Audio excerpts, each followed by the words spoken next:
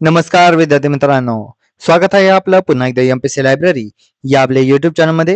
विद्यार्थी मित्रांनो, आज आहे 18 मे 2026. सुरू करूयात आजच्या चालू घडामोडी. आज आपण पाहणार आहोत लीड्स रिपोर्ट 2025. हा अहवाल नुकताच प्रसिद्ध करण्यात आलेला आहे. या संदर्भात माहिती. भारताचा पहिला मेगा ग्रीनफील्ड शिपयार्ड हा नुकताच ओपन करण्यात आलेला आहे. या संदर्भात माहिती. तसेच नुकत्याच पंतप्रधान मोदी यांना स्वीडनकडून एक सन्मान मिळालेला आहे. या संदर्भात देखील आपण आज माहिती पाहणार आहोत. त्यामुळे या संपूर्ण महत्त्वपूर्ण चालू घडामोडी व्यवस्थितपणे समजून घेण्यासाठी व्हिडिओ शेवटपर्यंत अवश्य पहा. व्हिडिओ सुरू करण्यापूर्वी एक महत्त्वाची सूचना. नुकताच झालेल्या एमपीएससी कंबाईन 2025 ग्रुप बी मेन्स पेपरमधील चालू घडामोडी आणि त्यांच्या संभाव्य उत्तर तालिका याविषयीचा व्हिडिओ आपण एमपीएससी लायब्ररी या युट्यूब चॅनलवर शेअर केलेला आहे. हा व्हिडिओ तुम्ही जरूर पहा आणि आपल्या विद्यार्थ्यांपर्यंत म्हणजेच आपल्या मित्रमैत्रिणींपर्यंत हा जरूर पोहोचवा, कारण परीक्षेच्या अनुषंगाने हा अतिशय उत्तम व्हिडिओ आहे. आता आपण आजच्या व्हिडिओकडे वळूया. सर्वप्रथम कालचा एक प्रश्न. जागतिक मधमाशी दिन हा कधी साजरा केला जातो? तर या प्रश्नाचे योग्य उत्तर आहे पर्याय क्रमांक 4, 20 मे.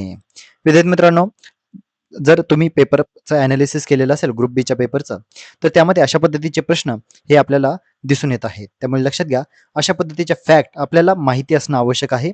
आणि फक्त कोणता दिवस हाच नाही, तर हा दिवसाची सुरुवात कोणी केली, कधीपासून झाली, हे देखील आपल्याला माहिती असणं आवश्यक आहे.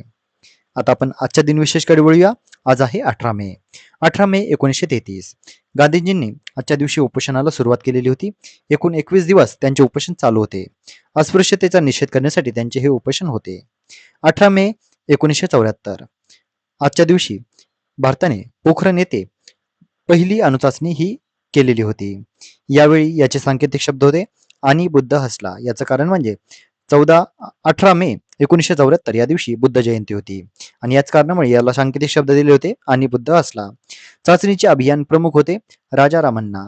अणुभट्टीचं नाव होतं सायरस आणि यामध्ये प्लुटोनियम या घटकाचा वापर करण्यात आलेला होता. विद्यार्थी मित्रांनो, आजच्या दिवशी पहिली अणुचाचणी झाली होती आणि मागील 11 मे या दिवशी आपण ऑलरेडी पाहिलेलं आहे की दुसरी अणुचाचणी ही ऑपरेशन शक्ती अंतर्गत पोखरण या ठिकाणीच 1998 मध्ये घडवून आणलेली होती. 18 मे 1972. दापोली येथे कोकण कृषी विद्यापीठाची स्थापना करण्यात आलेली होती. 18 मे 1933. भारताचे 11वे पंतप्रधान HD देवेगौडा यांचा आज जन्मदिवस. 18 मे आंतरराष्ट्रीय संग्रहालय दिन हा साजरा केला जातो. संग्रहालयांचे महत्त्व आणि सांस्कृतिक वारसा जतन करण्याविषयी जनजागृती करण्यासाठी हा दिवस साजरा करण्यात येत असतो. तर विद्यार्थी मित्रांनो, हे होते आजचे दिन विशेष. आता आपण आजच्या चालू घडामोडींना सविस्तरपणे जाणून घ्यायला सुरुवात करूया. प्रश्न क्रमांक पहिला. लीड्स रिपोर्ट 2025 मधील लीड्सचे पूर्ण रूप काय आहे? तर याचे योग्य उत्तर आहे पर्याय क्रमांक 2, logistic is across different states. तर विद्यार्थी मित्रांनो, परीक्षेच्या अनुषंगाने हा रिपोर्ट अतिशय महत्वाचा आहे. लीड्स रिपोर्टवर मागील काही वर्षांमध्ये प्रश्न देखील विचारण्यात आलेला आहे. त्यामुळे लीड्सचा फुल फॉर्म आहे logistic is across different states. याची 7वी आवृत्ती यावर्षी 2025 ची ही प्रसिद्ध झालेली आहे. याचं प्रकाशन वाणिज्य आणि उद्योग मंत्रालय भारत सरकार मार्फत करण्यात आलेलं आहे. 13 मे 2026 या दिवशी याचं प्रकाशन करण्यात आलं. याची संकल्पना आहे 2018 मधील जागतिक बँकेच्या लॉजिस्टिक परफॉर्मन्सचे इंडेक्सचे प्रभावीपणे वाचन करणे. आता यामध्ये या लीड्स रिपोर्टनुसार परीक्षेच्या अनुषंगाने महत्वाचे फॅक्ट कोणते महत्वाचे आहेत? तर शीर्ष राज्य कोणते आहेत? तर सर्वोच्च किनारी राज्य ठरलेले आहे तामिळनाडू, सर्वोच्च भूवेष्टित राज्य ठरलेले आहे उत्तर प्रदेश, सर्वोच्च ईशान्य राज्य ठरलेलं आहे मिझोराम आणि सर्वोच्च केंद्रशासित प्रदेश ठरलेला आहे दिल्ली. यानंतर या लीड्स रिपोर्टमध्ये नवीन 4 स्तरीय वर्गीकरण करण्यात आलेलं आहे. त्यामध्ये पहिलं वर्गीकरण आहे एक्झम्पलर्स, दुसरं आहे हाय परफॉर्मन्स, तिसरं आहे ॲक्सिलरेटर्स आणि चौथं आहे ग्रोथ सीकर्स. आता हे जे मी शीर्ष राज्य सांगितली, ही सर्व राज्य एक्झम्पलर्स या गटामध्ये येतात आणि महत्वाची फॅक्ट म्हणजे महाराष्ट्र हे दुसऱ्या म्हणजेच हाय परफॉर्मन्स या गटामध्ये येतो. वळूया पुढच्या प्रश्नाकडे. JCD प्रभाकर यांची कोणत्या राज्याच्या विधानसभेच्या अध्यक्षपदी निवड झालेली आहे?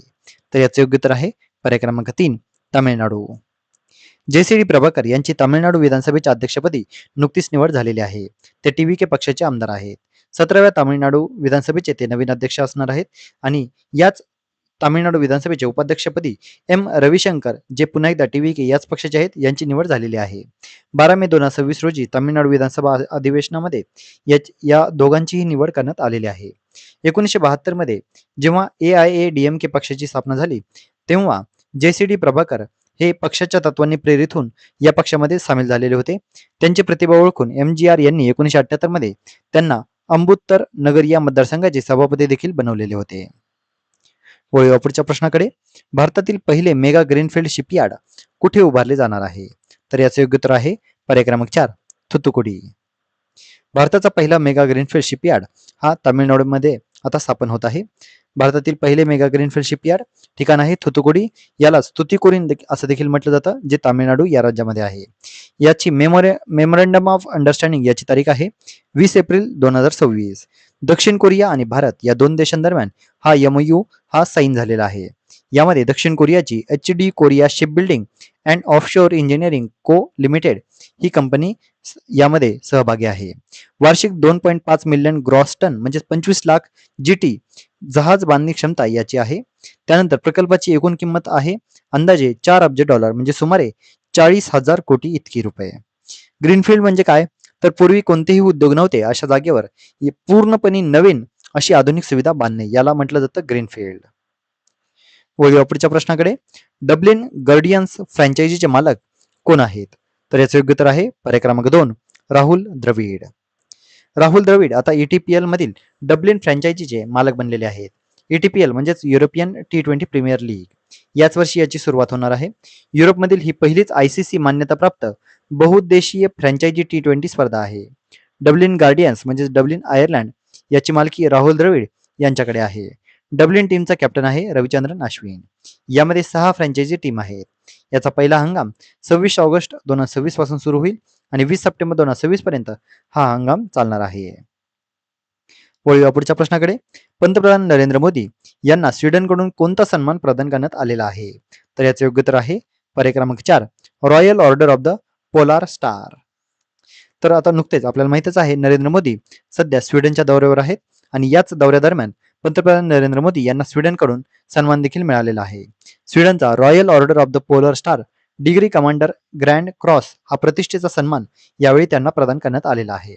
भारत स्वीडन मैत्री, सहकार्य आणि परस्पर विश्वास अधिक मजबूत होत असल्याचे हे प्रतीक मानण्यात येत आहे.